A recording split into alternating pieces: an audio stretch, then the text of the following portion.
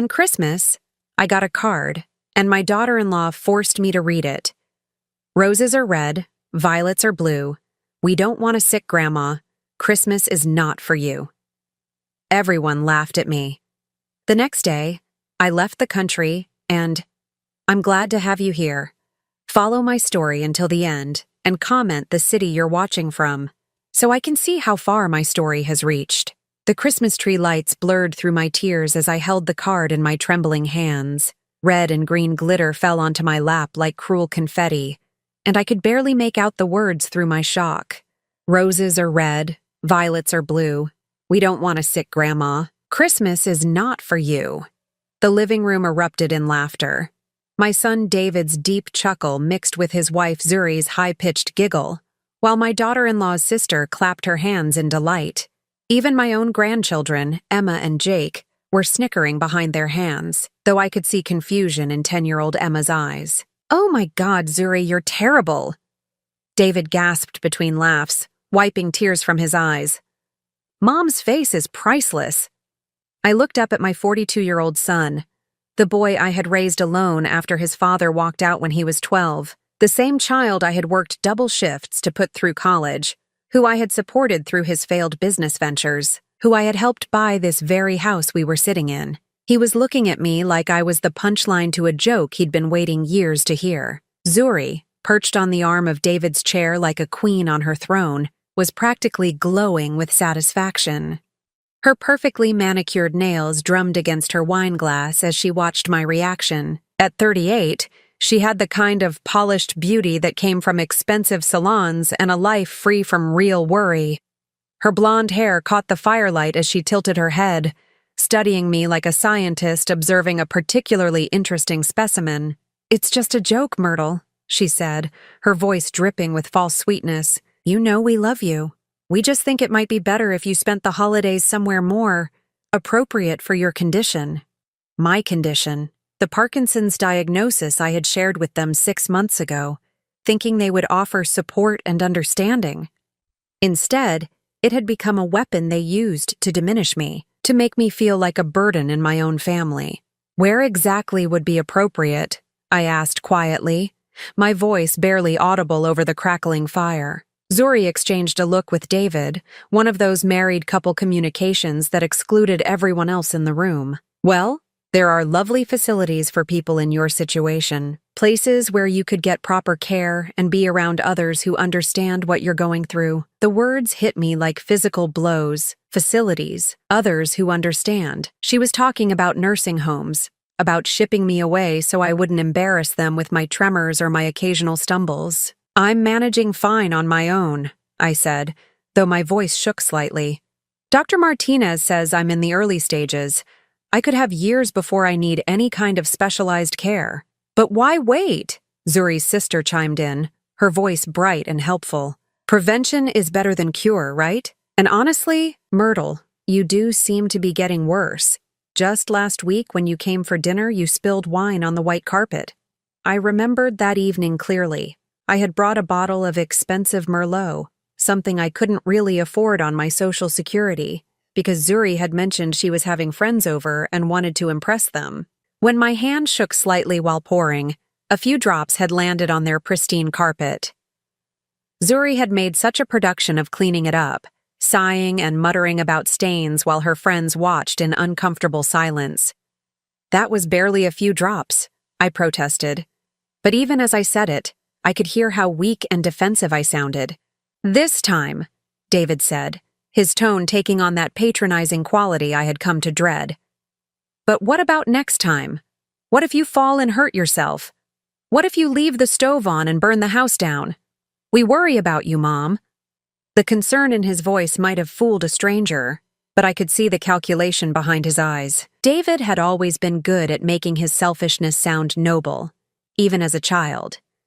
When he wanted a new bicycle, it was because the old one was dangerous. When he wanted expensive clothes, it was because the cheap ones would hurt his self-esteem and affect his grades. I looked around the room at the faces staring back at me. These people, my family, were discussing my future like I wasn't even present. Emma had gone back to playing with her new tablet, already bored by the adult conversation. Jake was building something with his Legos, occasionally glancing up at me with what looked like pity. The Christmas tree dominated one corner of the room, its branches heavy with ornaments I had collected over the years and given to David when he bought this house. My grandmother's angel sat at the top, the same angel that had crowned every Christmas tree of my childhood. Now it felt like a stranger in this foreign place. "I need some air," I said, standing carefully. My legs felt unsteady, though whether from the Parkinson's or the shock of the evening, I couldn't tell. "Of course, Mom," David said, not moving to help me. "Take all the time you need." I walked slowly to the back door, past the kitchen where the remains of Christmas dinner still covered the counters. The dinner I had cooked, despite Zuri's protests that I might contaminate something with my shaking hands.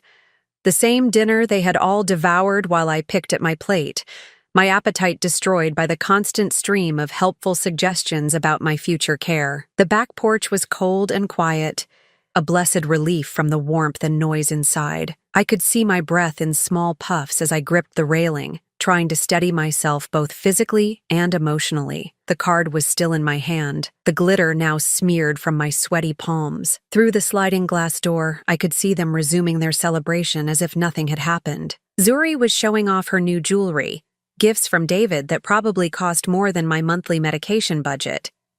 The children were absorbed in their new toys, the awkwardness of the card incident already forgotten. It was then, standing alone in the cold, that I realized something with crystal clarity. I wasn't family to them anymore. I was a problem to be solved, an embarrassment to be hidden, a burden to be transferred to someone else's care. The mother who had sacrificed everything to give David a good life had been replaced by a sick old woman who threatened their perfect suburban existence. But what they didn't know, what none of them suspected, was that this sick old woman had resources they had never imagined. Resources that had been carefully hidden and accumulated over years of modest living and smart financial decisions. Resources that currently subsidized their comfortable lifestyle in ways they had never bothered to question. The cold air stung my cheeks as I made a decision that would change everything. If they wanted me gone, I would disappear. But not in the way they expected. As I stood there, planning my escape from the family that no longer wanted me, I had no idea that my disappearance would turn their world upside down. They had given me the cruelest Christmas gift possible, the truth about how they really saw me. Now, it was time to give them a gift in return. The morning after Christmas, I sat at my kitchen table with a cup of coffee growing cold between my hands. The house felt different now, as if the events of the previous evening had shifted something fundamental in its foundation. Every familiar object seemed to mock me. The family photos on the refrigerator, the handmade potholders Emma had given me for my birthday, the drawing Jake had made of our family where I stood apart from the others, somehow smaller than everyone else. I had barely slept, my mind racing with plans and possibilities. The Parkinson's tremor in my left hand seemed more pronounced this morning, though I couldn't tell if it was the progression of the disease or the stress of my decision. Either way, it didn't matter. I had made up my mind. The first step was the hardest, admitting to myself that this wasn't a temporary setback in our relationship. This was who they had become, or perhaps who they had always been beneath the surface politeness. I thought back to Harold's funeral 3 years ago, how David had been more concerned with the cost of the service than with comforting his grieving mother. How Zuri had complained about having to take time off work for the viewing, as if mourning my husband of 42 years was an inconvenience to her schedule. Even then, there had been signs, the way conversations stopped when I entered a room, the subtle eye rolls when I repeated a story, the increasingly infrequent invitations to family events, always with some excuse about space or timing or my comfort level. But Harold's death had changed more than just our family dynamics. It had also revealed financial realities that David and Zuri knew nothing about. Harold had been careful with money in a way that surprised even me after his passing. Conservative investments, a small but valuable collection of rare coins, and a life insurance policy he had never mentioned. Combined with the house we had paid off decades ago and my own modest pension, I found myself in a position I had never expected, financially independent. I had kept this information private, partly out of Harold's instilled habit of discretion, and partly because I had seen what money did to families. David already felt entitled to help with my expenses, often suggesting I should be more careful with my spending when I bought the grandchildren gifts or contributed to family celebrations. If he knew the true extent of my resources, I suspected his suggestions would become demands. Now, as I planned my escape, I was grateful for that secrecy. The kitchen phone rang, startling me from my thoughts. David's name appeared on the caller ID, and I let it go to voicemail. A few minutes later, I played back his message. "Hey Mom, just checking on you after last night. I know Zuri's joke was a little harsh, but you know how she is. She doesn't mean anything by it. Anyway, we were thinking maybe we could help you look at some of those facilities we mentioned, just to see what's available. You know? No pressure. Call me back." No pressure. As if there hadn't been pressure building for months, each conversation another brick in the wall they were building around me. I deleted the message and turned off the phone. Over the next 3 days, I worked with a determination I hadn't felt in years. I contacted James Morrison, the lawyer who had handled Harold's estate, and scheduled an appointment under the guise of updating my will. James was a kind man in his 70s who had known Harold since childhood, and I trusted him to help me navigate what I needed to do. "Myrtle, I have to ask," James said when I explained what I wanted. "Are you sure about this? It's a significant step, leaving the country at your age, especially with your health concerns." I had told him about the Parkinson's diagnosis and about my family's reaction to it. I didn't mention the Christmas card. That humiliation felt too private to share, even with someone I trusted. "James, I've never been more sure of anything," I replied. "I need to know that my affairs are in order and that my wishes will be respected, regardless of what my family might prefer." He nodded slowly, understanding more than he said. "Very well. Let's talk about what you need."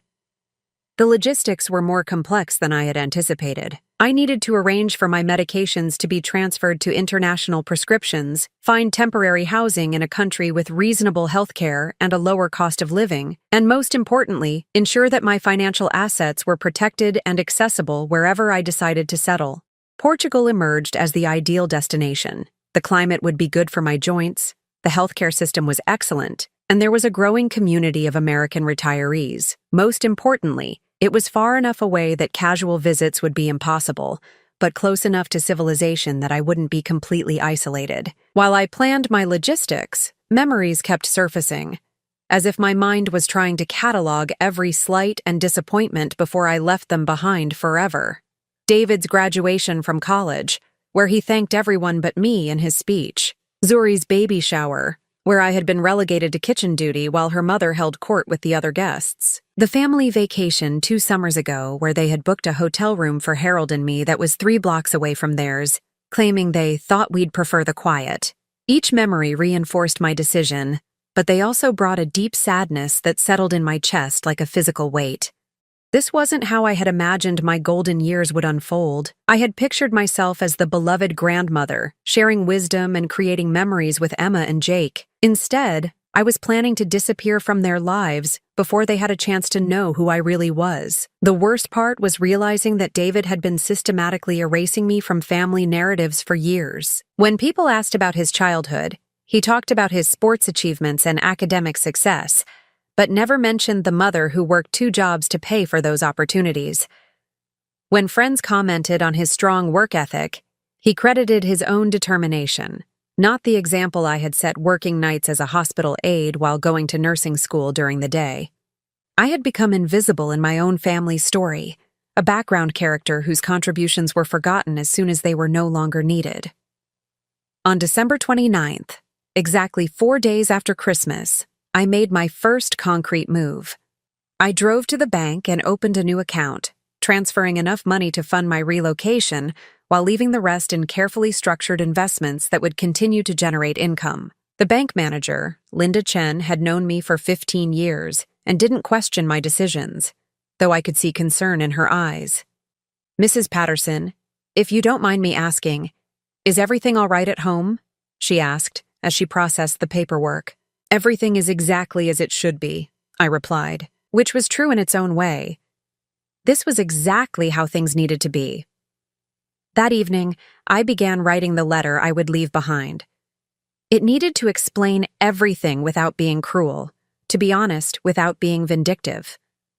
I wanted them to understand why I had left, but I also wanted to protect myself from their inevitable attempts to guilt me into returning. The letter went through 7 drafts before I was satisfied. Each version revealed something different about my state of mind: anger, sadness, disappointment, relief. The final version was calm and factual, laying out the series of events that had led to my decision while avoiding accusations or demands for apologies. As I sealed the envelope, I realized that I felt lighter than I had in months. The decision had been made, the plans were in motion, and for the first time since Harold's death, I was taking control of my own destiny. But what I didn't know, as I prepared for my new life, was that my departure would reveal secrets about our family's financial situation that would shock everyone involved. The modest grandmother they wanted to ship off to a nursing home was about to become the most important person in their lives, just as she disappeared from it forever. January 3rd arrived gray and cold, the kind of winter morning that makes you want to stay buried under blankets. It was perfect for what I needed to do. I had chosen this date carefully, far enough after the holidays that my absence wouldn't be immediately noticed, but soon enough that I could leave while my resolve was still strong. My suitcases sat by the front door, 2 modest pieces of luggage that contained my entire new life. I had been ruthless in my packing, taking only what was essential and leaving behind decades of accumulated possessions. The family photos stayed on the mantel. The china set that had been my mother's remained in the dining room cabinet. Even Harold's reading glasses were still on his nightstand, exactly where he had left them 3 years ago.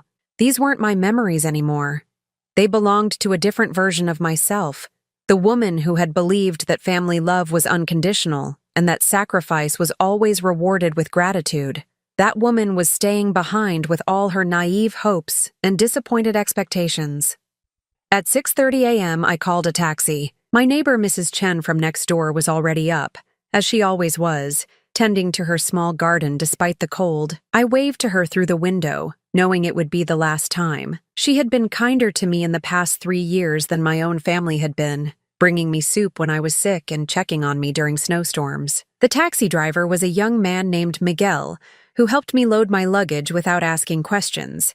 During the drive to the airport, he chatted about his plans to visit his grandmother in Mexico, and I found myself envying the affection in his voice when he spoke about her. When had David last spoken about me that way? I couldn't remember. At the airport, I felt a moment of panic as the reality of what I was doing hit me. I was 65 years old, leaving everything I had ever known, with a progressive disease that could worsen at any time. For a few seconds, standing in the check-in line with my passport in my shaking hand, I considered turning around and going home. But then I remembered Zuri's satisfied smirk as she watched me read that card. I remembered David's laughter. I remembered feeling like a stranger in my own family, and the panic transformed into determination.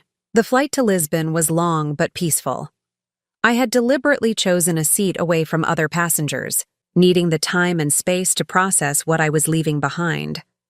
As the plane lifted off from American soil, I felt something I hadn't experienced in years: anticipation for the future instead of dread. I had left the letter on my kitchen table, weighted down with Harold's favorite coffee mug. It was positioned so that anyone entering through the front door would see it immediately. Along with the letter, I had left a folder containing important documents, medical records, insurance information, and a list of monthly expenses that David had never bothered to ask about. The letter itself was simple and direct.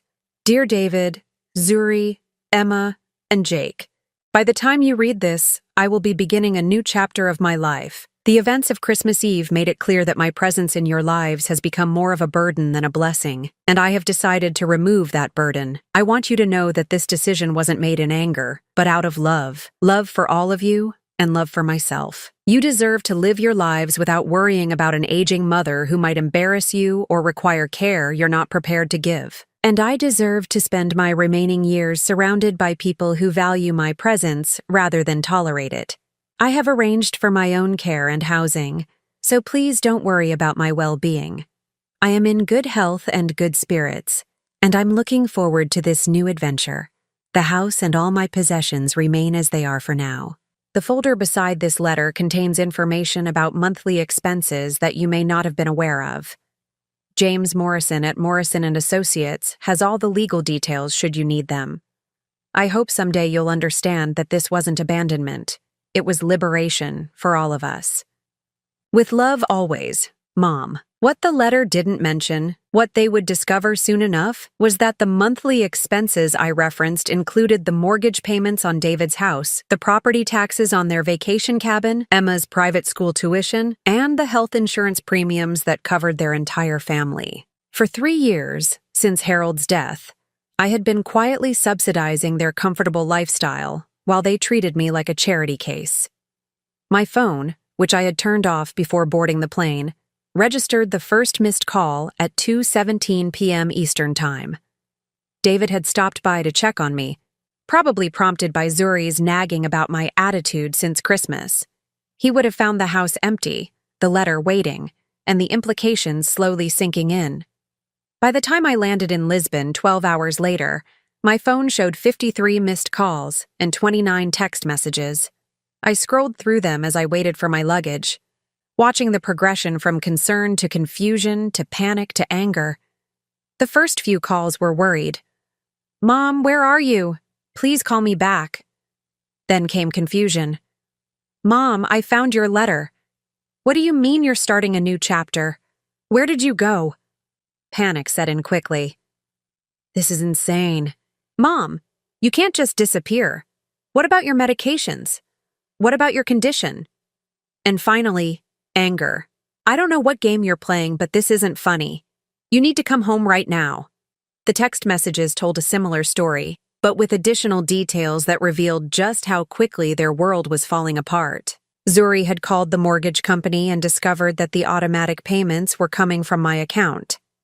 David had contacted Emma's school only to learn that Grandma Patterson was listed as the tuition payer. Their health insurance company confirmed that Mrs. Myrtle Patterson was the policyholder for the family plan. One text from David, sent at 11:43 p.m., contained more desperation than I had heard from him since he was a teenager. "Mom, please. I'm sorry about Christmas. We all are. Zuri is crying. The kids are asking where you are. Just tell me you're safe and we can work this out." Another, from Zuri herself, was even more revealing. "Myrtle, I know we haven't always gotten along, but this is crazy. David is falling apart. Please just call us back. We can talk about Christmas and figure everything out." Reading their messages, I felt a complex mixture of emotions. There was satisfaction in knowing that they finally understood my value, but also sadness that it had taken my disappearance for them to realize it. Most importantly, though, I felt relief. For the first time in years, I was the one with the power to choose. My taxi driver in Lisbon was an elderly woman named Sophia, who spoke excellent English and seemed genuinely delighted to help an American woman start a new life in her country. As we drove through the narrow cobblestone streets toward my temporary apartment, she pointed out landmarks and shared stories about her own family. "My grandson visits every Sunday," she said proudly. "He brings his children, and we cook together. Family should be joy, not obligation, yes?" "Yes," I agreed, looking out at the colorful buildings and feeling something I hadn't felt in months: hope. The apartment I had rented was small, but bright, with a balcony overlooking a quiet square where elderly men played chess in the afternoons and children kicked soccer balls in the early evenings. It was exactly what I needed, a place to heal and rediscover who I was without the weight of other people's expectations. That night, as I unpacked my few belongings and arranged my medications on the bathroom counter, I allowed myself to think about what I had left behind. David, Zuri, Emma, and Jake were probably sitting in their living room, surrounded by the Christmas decorations I had helped put up, trying to figure out how to maintain their lifestyle without my financial support. Part of me, the part that had spent 42 years putting David's needs before my own, wanted to call them back and fix everything. But a stronger part, the part that had been born on Christmas Eve when they laughed at my humiliation, knew that some bridges were meant to be burned. I turned off my American phone and plugged in the Portuguese number I had purchased at the airport. My old life was officially unreachable, and my new one was just beginning. Outside my window, The sounds of Lisbon at night created a lullaby I had never heard before. Street musicians playing fado, couples talking softly as they walked home from dinner, the distant sound of trams moving through the city. It was beautiful and foreign and completely mine. For the first time since Harold's death, I fell asleep feeling excited about tomorrow. Back in Connecticut, David sat at his kitchen table at 6 a.m., surrounded by paperwork that painted a picture he had never bothered to examine before. Coffee grew cold beside him as he went through bank statements, insurance policies, and bills that had been automatically paid for years without his knowledge or attention. His hands shook slightly as he held the mortgage statement for their house, the house he had assumed was his responsibility, his achievement. The payment history showed 3 years of consistent payments from an account he didn't recognize, an account that belonged to Myrtle Patterson. His mother, the woman he had been planning to ship off to a nursing home, owned their house. "This doesn't make sense," he muttered, pulling up his own bank records on his laptop. His mortgage payments showed up as scheduled transfers, money going out of his account every month like clockwork. But these new statements showed that every single payment was being refunded from his mother's account within 24 hours. For 3 years, she had been quietly reversing every mortgage payment he made, covering their housing costs while letting him believe he was the responsible homeowner. Zuri appeared in the doorway, still in her robe, her face puffy from crying and lack of sleep. "Did you find her?" "She's not answering any of her phones," David said without looking up. "But I found something else." He handed her the insurance documents. "Look at this. Our health insurance, the kids' coverage, even your dental plan. It's all under her name. She's the policy holder." Zuri sank into the chair beside him, the papers trembling in her hands. "That's impossible. We pay for our own insurance. It comes out of your paycheck." "No, it doesn't." David pulled up his payroll records on the screen. "Look, there's a deduction labeled health insurance, but the amount is 0. It's been 0 for 3 years. The revelation hit them both like a physical blow. Zuri set down the papers and buried her face in her hands. "Oh God, David, what did we do?" Before he could answer, their daughter Emma appeared in the kitchen, already dressed for school despite the early hour. At 10 years old, she had inherited her father's sharp intelligence and her mother's intuitive understanding of adult emotions. She had been listening from the hallway. "Is Grandma Myrtle really gone?" she asked, her voice small and uncertain. David looked at his daughter and felt a stab of guilt that went deeper than the financial revelations. Emma had always been fond of her grandmother, despite the subtle discouragement from Zuri about spending too much time with sick old people. Now he realized that Myrtle's absence would hurt Emma in ways he hadn't considered. "She's taking a trip, sweetheart," Zuri said, though her voice lacked conviction. "She'll be back." Emma studied her parents with the unblinking directness of childhood. "She heard you laughing at her card, didn't she? I saw her face. She looked like I did when Tommy Morrison called me stupid at recess." The comparison was devastating in its simplicity. David had comforted Emma through that incident, had called the school and demanded action against the bully. Now he realized that he and Zuri had been the bullies in their own home, and their victim had been his own mother. "It's more complicated than that, Em," he said weakly. "No, it's not," Emma replied with the brutal honesty of children. "You were mean to her, and now she's gone." After Emma left for school, David and Zuri continued their archaeological dig through their financial life, each discovery more shocking than the last. The vacation cabin in Vermont that they used every summer and had assumed was a family inheritance, purchased and maintained by Myrtle. The private school tuition for Emma and Jake, paid by an education fund Myrtle had established. Even their car payments were being supplemented by monthly transfers from her accounts. "Jesus Christ," David whispered, looking at a 3-year summary that James Morrison had provided. "She's been spending almost $4,000 a month on us. $4,000, Zuri, every month." Zuri was crying again, but this time her tears came with the terrible understanding of what they had lost. "The nursing home," she said through her sobs. "We wanted to put her in a nursing home, and she was paying for our entire life." The phone rang, and David grabbed it desperately, hoping it was his mother. Instead, it was the mortgage company, following up on Zuri's call from the previous day about the automatic payments. "Mr. Patterson? This is Janet from First National. I wanted to clarify the situation with your mortgage payments. As I mentioned to your wife yesterday, the account holder for your automatic payments is listed as Myrtle Patterson. If she's removed from the account, or if the payments stop for any reason, you'll need to make alternative arrangements immediately. David felt his stomach drop. What kind of alternative arrangements? Well, your next payment is due February 1st. That's $2,147. If Mrs. Patterson is no longer handling the payments, you'll need to ensure we receive that amount by the due date to avoid late fees and potential default proceedings. After hanging up, David stared at his bank balance on the laptop screen. After Christmas expenses and holiday bonuses for their cleaning lady and babysitter, they had $100 and $200 in checking and maybe another $800 in savings. Without his mother's support, they couldn't even make their next mortgage payment. "We have to find her," Zuri said, her voice desperate. "We have to bring her home." "And say what?" David snapped, his guilt transforming into anger as it always did when he felt cornered. "Sorry we treated you like garbage, but please keep paying our bills?" "Maybe if we apologize." Apologize for what? For the joke? For wanting what was best for her? But even as he said it, David knew he was lying to himself.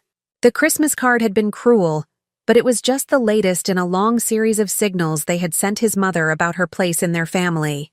The separate hotel room on vacation, the comments about her condition, the way they talked around her as if she wasn't present, the gradual exclusion from family decisions and conversations. James Morrison arrived at 10 a.m., carrying a briefcase and wearing the expression of a man who had seen this scenario play out before. He was in his 70s, with silver hair and kind eyes behind wire-rimmed glasses, but his demeanor was all business. "David, Zuri," he said, settling into their living room. "I assume you've had time to review the documents your mother left." "Where is she, James?" David demanded. "This is insane. She can't just disappear." James studied him calmly. "Your mother is a competent adult with no legal restrictions on her movement. She can go wherever she chooses. But her condition, her Parkinson's, is mild and well managed. She's perfectly capable of traveling and living independently." Zuri leaned forward, her hands clasped tightly. "James, we know we made mistakes. The Christmas thing was just a joke that went too far. We never meant to hurt her. I'm not here to judge anyone's family dynamics," James replied diplomatically. "I'm here to discuss the practical implications of your mother's departure." He opened his briefcase and withdrew a thick folder. "Your mother has been supporting your household financially for 3 years. The total amount is approximately $144,000, not including the down payment she made on this house when you purchased it." David felt the room spin slightly. Down payment? $80,000 in 2018. Without it, you wouldn't have qualified for your mortgage. The number hung in the air like an accusation. David tried to remember the house buying process, but it had been such a whirlwind of paperwork and signatures. He remembered his mother being there, remembered her insisting on contributing, but he had assumed it was a small gift, maybe a few $1,000s. "So what happens now?" Zuri asked, her voice barely above a whisper. James's expression softened slightly. "That depends on your mother. She's asked me to manage her affairs while she's away, which includes the various payments she's been making on your behalf." "Are they going to continue?" David asked, hating the desperate hope in his own voice. "For now, yes. She doesn't want you to face immediate financial hardship, especially with the children involved. But this arrangement isn't permanent." Relief flooded through David, followed immediately by shame. His mother, the woman they had humiliated and driven away, was still protecting them even in her absence. "There is one condition," James continued. "She wants to hear from Emma and Jake. Not from you or Zuri, but from the children. She misses her grandchildren." The request was like a knife to David's heart. His mother wanted to maintain contact with Emma and Jake, but not with him.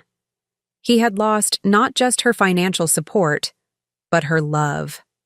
After James left, David and Zuri sat in their living room, surrounded by the evidence of their dependence on a woman they had treated as a burden. The Christmas tree still stood in the corner, its lights now seeming to mock rather than celebrate. "What are we going to do?" Zuri asked. David looked around their beautiful home, filled with furniture they couldn't afford and maintained by money they hadn't earned.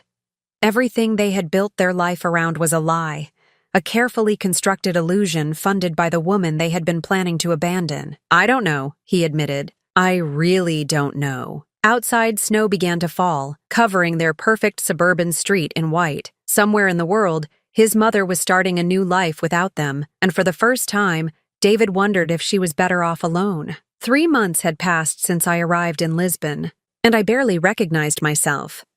The woman who had cowered under her family's disapproval had been replaced by someone I was still getting to know, someone who woke up each morning excited about the day ahead instead of dreading what new ways she might disappoint the people she loved. My apartment in the Alfama district had become a sanctuary. The narrow, winding streets that had initially seemed confusing now felt like a protective maze, shielding me from my old life. Every morning, I opened my windows to let in the sound of the trams and the smell of fresh bread from the bakery below. Mrs. Santos, the baker's wife, had taken to saving me a warm pastel de nata each morning, and our broken conversations in mixed English and Portuguese had become the highlight of my day. My Parkinson's symptoms had actually improved since leaving Connecticut. Dr. Oliveira, my new neurologist, attributed it to reduced stress and increased physical activity. The steep hills of Lisbon forced me to walk more than I had in years, and the Mediterranean diet, combined with my newfound peace of mind, had given me energy I thought I'd lost forever. But the most unexpected part of my new life had nothing to do with my health or living situation. It had to do with Maria.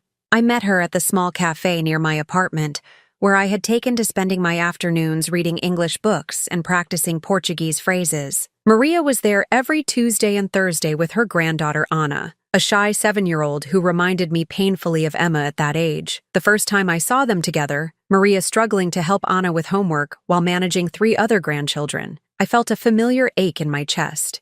"Excuse me," I had said in my careful Portuguese, "but would you like some help?" Maria looked up, surprised, but not unfriendly. Her English was better than my Portuguese, and within minutes we were chatting like old friends. Anna was having trouble with mathematics, and before I knew it, I was sitting beside her, showing her the same tricks I had taught David when he was her age.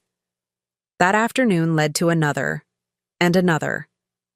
Soon, I was helping not just Anna, but several children whose grandparents gathered at the cafe each week. These were working families, parents who couldn't afford private tutoring, grandparents who provided childcare while trying to stretch modest pensions. In many ways, they reminded me of my own younger self, stretched thin but determined to give their children every opportunity. "You are teacher?" Maria asked one day as I helped her grandson Carlos with his English pronunciation. "I was a nurse," I replied, "but I helped my son with his studies when he was young." "You have good patience with children," she observed. "They like you." It was true. The children had taken to calling me Avó Americana, American grandmother, and they genuinely seemed to enjoy our afternoon sessions. For the first time in years, I felt useful in a way that had nothing to do with money. The transformation in my daily routine was remarkable. Instead of sitting alone in my house in Connecticut, watching television and waiting for phone calls that rarely came, I was surrounded by laughter and learning. And the children's English improved rapidly under my guidance, and my Portuguese grew stronger through our constant chatter. But my peace was disrupted one evening in late March when my Portuguese phone rang with an international call.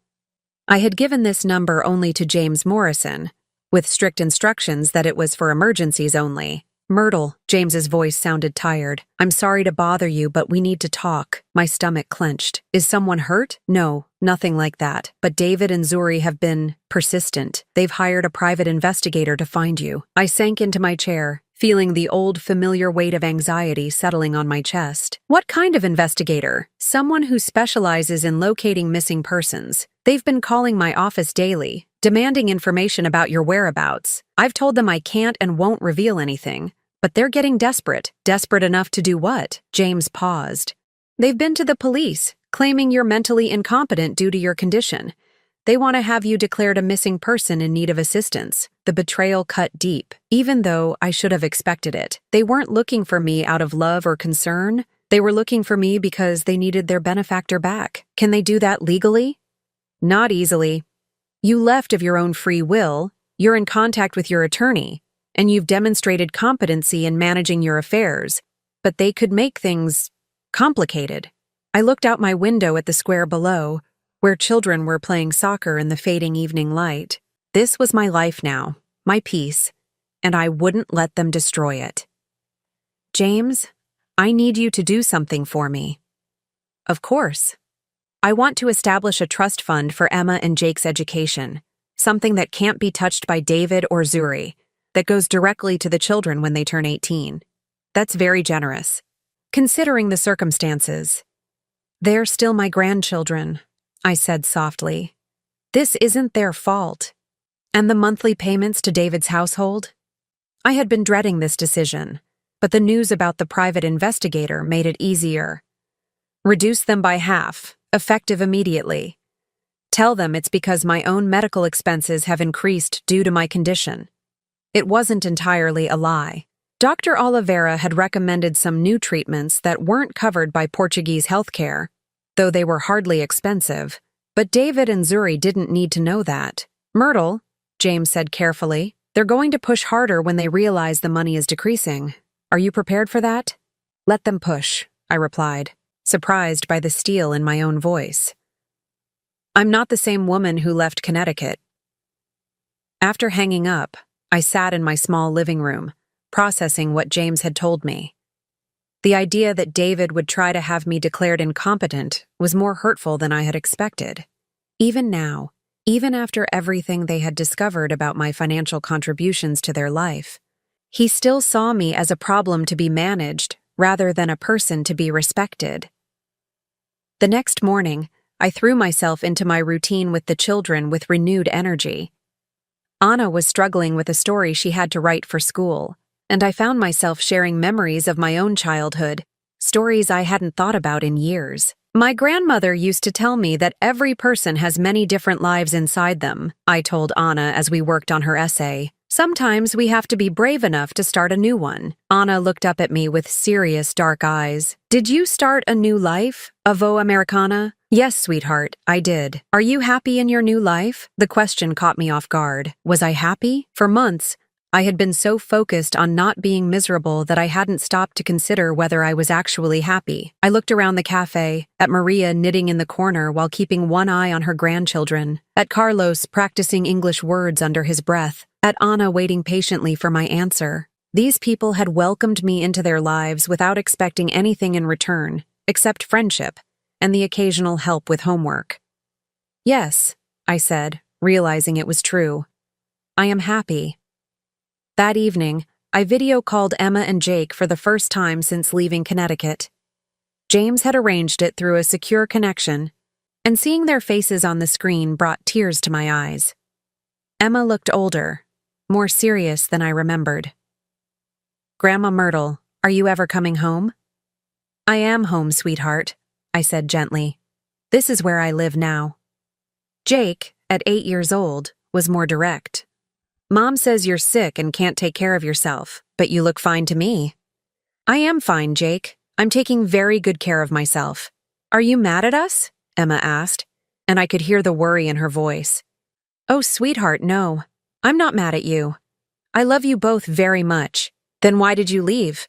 It was a question I had been dreading, but looking at their faces, I realized they deserved an honest answer, one appropriate for their ages. Sometimes adults have to make difficult decisions about how to live their lives, I said carefully. I needed to be in a place where I could be happy and healthy, and that place isn't in Connecticut anymore. Will we ever see you again? Emma asked, and the hope in her voice nearly broke my heart. I hope so someday. When you're older, maybe you can come visit me here. Portugal is a beautiful country. After ending the call, I sat on my balcony and watched the sunset paint the Lisbon skyline in shades of gold and orange. Somewhere across the ocean, David and Zuri were probably planning their next move, trying to figure out how to get their money source back. But for the first time since this whole ordeal began, I felt truly free.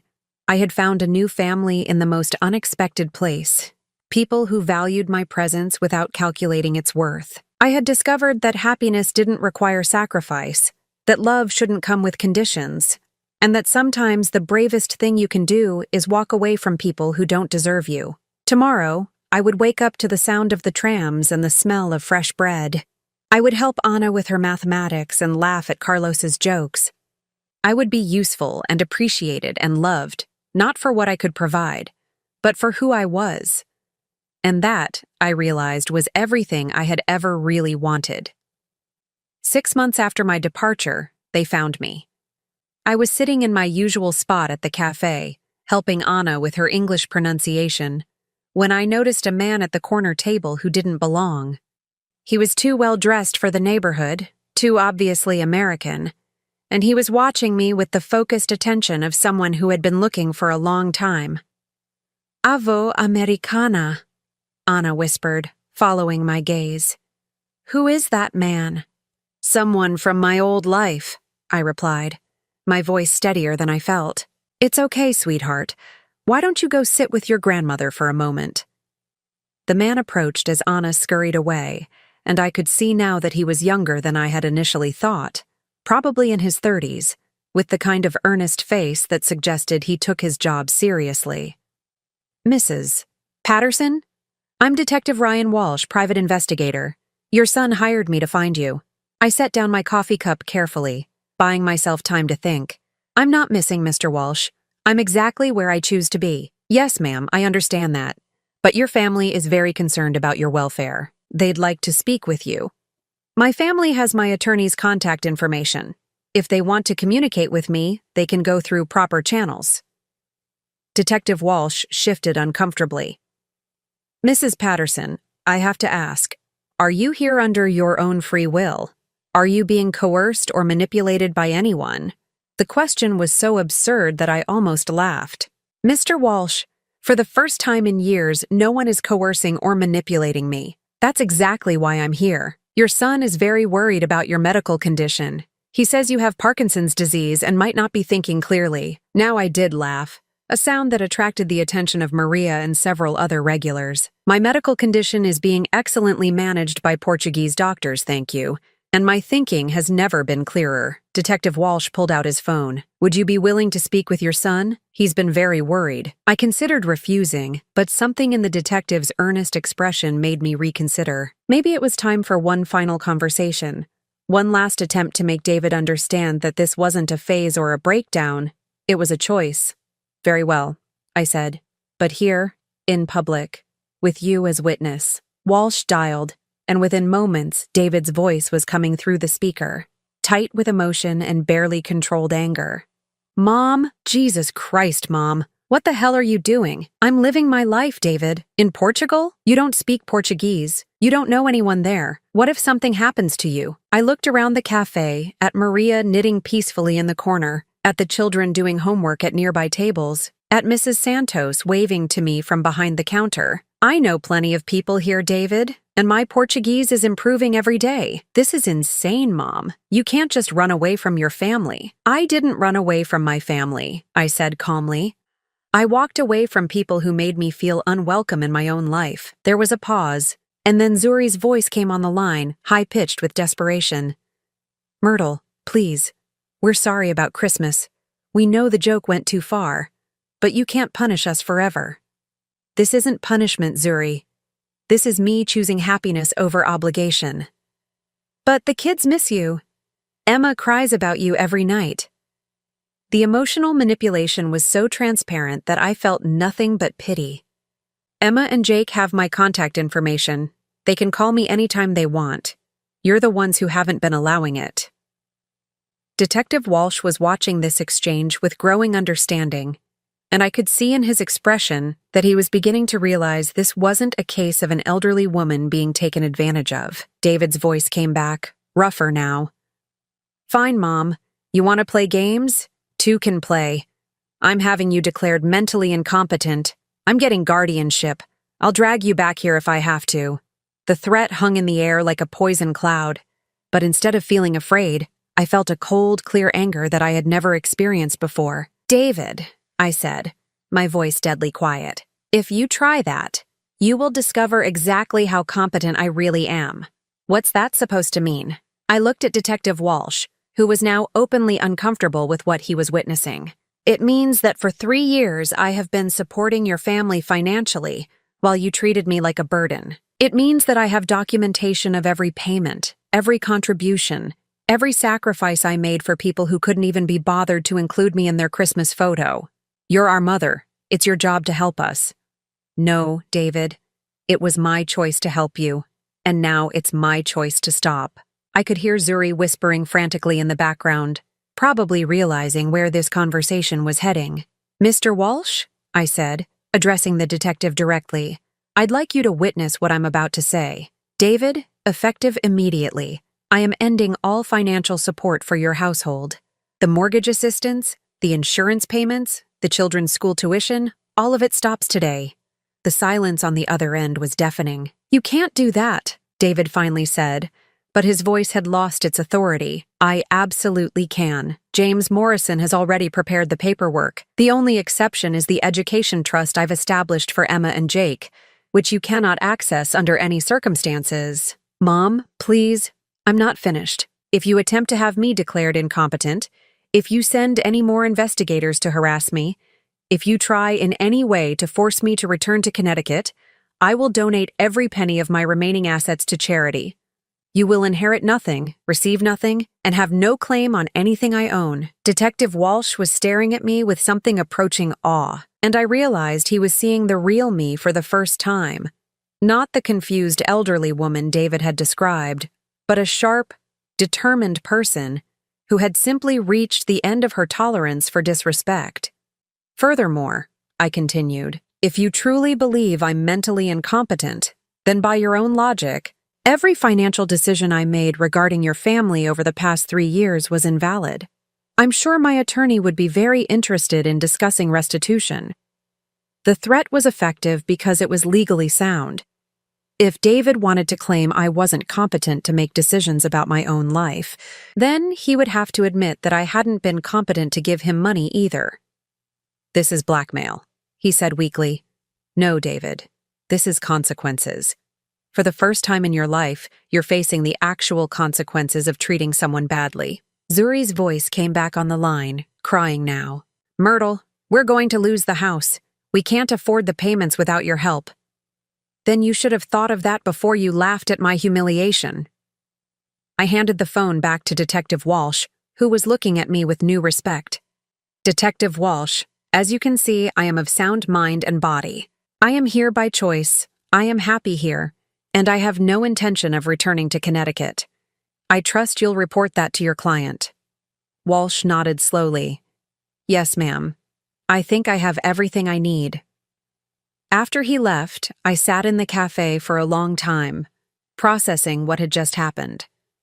Maria approached cautiously, concern written across her weathered face. Tudo bem, minha amiga? She asked in Portuguese. Are you okay, my friend? Sim, I replied, and realized it was true. Estou bem. I am fine. That evening, I called James Morrison to confirm the financial arrangements I had announced during the phone call. Within 24 hours, every automatic payment to David's household had been canceled. The life they had built on my sacrifices was officially over. 2 weeks later, I received a letter from Emma, written in her careful 10-year-old handwriting. Dear Grandma Myrtle, Dad says we have to move to a smaller house because money is tight. He seems really sad all the time now. Mom cries a lot. I don't understand what happened, but I want you to know that I never thought you were sick or weird. I always liked it when you came to visit. I hope you're happy in Portugal. Maybe someday I can see you again. Love, Emma. P.S. Jake says hi, and he misses your cookies. The letter broke my heart and healed it at the same time. My grandchildren still loved me, and someday, when they were old enough to understand, I would explain why I had to leave. Maybe they would even forgive me for choosing my own happiness over their security. 6 months later, Anna brought me a school project she had written about special people in our community. She had written about me, describing how I had helped her learn English and mathematics, how I had taught her that it was possible to start over no matter how old you were. You are family to us now, Avo Americana, she said, as I read her essay with tears in my eyes. And she was right. These children, This community had become my family in ways that blood had never guaranteed. They loved me not for what I could provide, but for who I was. They included me not out of obligation, but out of genuine affection. I was 65 years old, living in a foreign country with a progressive disease, and I had never been happier. I had discovered that family isn't defined by genetics or guilt, but by mutual respect and genuine care. I had learned that sacrifice should be voluntary, not demanded, and that love shouldn't come with conditions. Most importantly, I had learned that it's never too late to start over, to choose yourself, to walk away from people who don't value what you bring to their lives. As I sat on my balcony that evening, watching the sunset paint Lisbon in shades of gold, I thought about the Christmas card that had changed everything. "We don't want a sick grandma," it had said, and in the end, they had been absolutely right. They didn't want a sick grandma, they wanted a healthy bank account. They didn't want me. They wanted what I could give them, but I wanted something different for myself. I wanted to be valued, appreciated, loved for who I was rather than what I could provide. And in a small cafe in Alfama, surrounded by children who called me their American grandmother, I had found exactly that. The phone calls from Connecticut stopped coming. David and Zuri had finally realized that their threats were empty, and their pleas fell on deaf ears. I had made my choice, and no amount of guilt or manipulation could undo it. For the first time since Harold's death, I was truly free. And freedom, I had discovered, was the most beautiful gift I could have given myself. Now I'm curious about you who listened to my story. What would you do if you were in my place? Have you ever been through something similar? Comment below. And meanwhile, I'm leaving on the final screen 2 other stories that are channel favorites, and they will definitely surprise you. Thank you for watching until here.